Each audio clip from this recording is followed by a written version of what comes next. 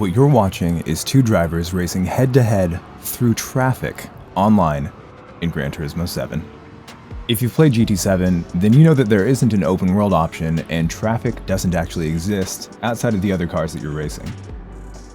Even hardcore sim racers enjoy games like Need for Speed, Midnight Club, the Tokyo Extreme Racer series, and many others because they all feature exciting, dangerous, and of course illegal racing through public streets. Ever since cars were first featured in movies, the thrill of a car chase through traffic has certainly entered the fantasies of anyone who's ever enjoyed driving. Gran Turismo leans closer to racing sims in the way that you're only really racing on closed, purpose-built tracks, but with the addition of lobbies and street circuits, we were able to live our street racing dreams in GT7. So how do we do this? With none other than the power of friendship. I first got the idea while streaming and reminiscing about Tokyo Extreme Racer. With an average of about 120 people watching me, I realized it shouldn't be too difficult to get 14 people who would be willing to roleplay as NPCs and basically just act as traffic. So I announced my plan on Twitter and set a date. To my absolute delight, the lobby filled within minutes and we got down to business. The idea is pretty simple. Find a random, nondescript car, hop in, and every 10 seconds, the front car releases. Drive between about 55 and 70 miles per hour, but really just drive how you would in real life.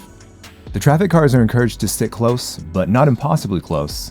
And also don't worry too much about creating traffic situations as much as not creating impossible obstacles. I gave them the main instruction of trying to make the experience fun for the racers. 10 seconds after the final NPC releases, the two racers go, and it's a quick 5 laps to the end.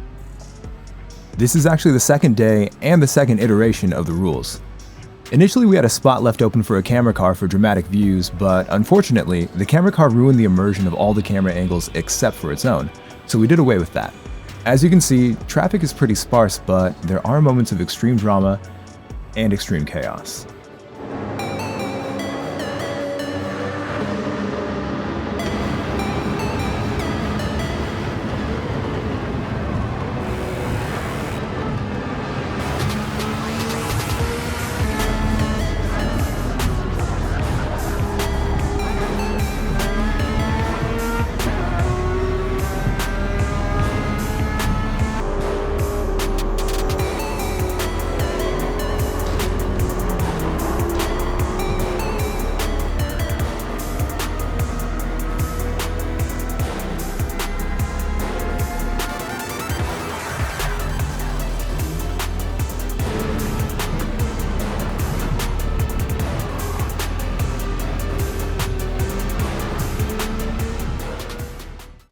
When we were comfortable with how the races worked, I set out to test two-directional traffic. Jumping over to Grand Valley South, I asked 7 of the NPCs to drive opposite the flow of the race, and lo and behold, it worked even better than the single traffic direction. With a short track like GV South, we would end up passing every car going the opposite direction at least once per lap, as well as a few of the cars moving the same direction. This gave the illusion that there were many more cars on track, which made for an even more fun and much more chaotic experience. Before the race had even started, you could already see traffic flowing the opposite direction, which really added to the immersion. It also added to the sense of danger. You knew immediately that if you stuck to the racing line, the traditional line that you would follow if you were doing a normal race on this track, then you'd have a chance of running directly into traffic. There are a lot of corners, even just bends in the road, where if you're positioned for the correct racing line, you're destined to run directly into a car. Naturally, you don't only have to change how you enter a corner, but tightening up your exit until you can clearly see ahead is a must. When traffic is moving the same direction, the difference in speed is far less dramatic than when you're flying towards oncoming traffic, so you have way more time to react and plan ahead. Consecutive corners, especially S-curves, are very tricky. I was learning as we went through this first time that there are parts of the track you can peek ahead and determine if a traditional line is possible, but that's still risky considering how quickly oncoming cars can come around a corner and get to you. Within this concept lies the possibility of an insane strategy if you find yourself losing in one of these races. If you take the chance to make full use of the track at the risk of an oncoming car appearing out of nowhere, you could find yourself carrying much more speed through certain parts of the track and give yourself a madman's advantage. One thing that I hadn't really considered until after we did this race and I was reviewing the footage is that if you look at the radar, you can clearly see if there's traffic coming, which would be a really funny way to cheat if your opponent hadn't noticed that.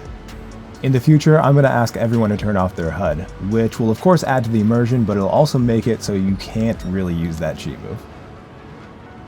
I remember being obsessed with Initial D 2 decades ago, and I found myself reading a website with tips for mitigating danger if you were ridiculous enough to actually race on public roads like this. One thing that stuck with me was the concept of never leaving your lane to gain a line advantage unless you could see multiple corners ahead, or if you had spotters. It blew my mind that people would actually go this far, and before the days of anything being available on YouTube, I had to dig through forums and spend hours downloading wild street racing videos and seeing these concepts in action. While I don't in any way support this kind of racing we're simulating, I would be lying if I said I didn't understand the appeal. It wasn't long at all before I got a taste of the reality of this kind of driving, which was terrifying even with zero stakes in a video game.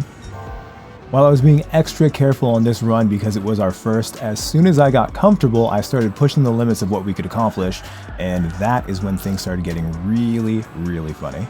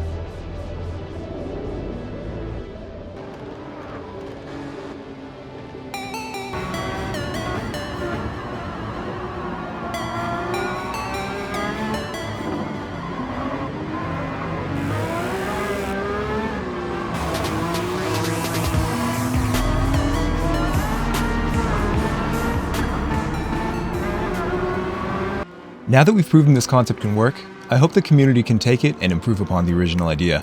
There are many other tracks that will work with this setup in so many different variations that we haven't done yet or even thought of yet.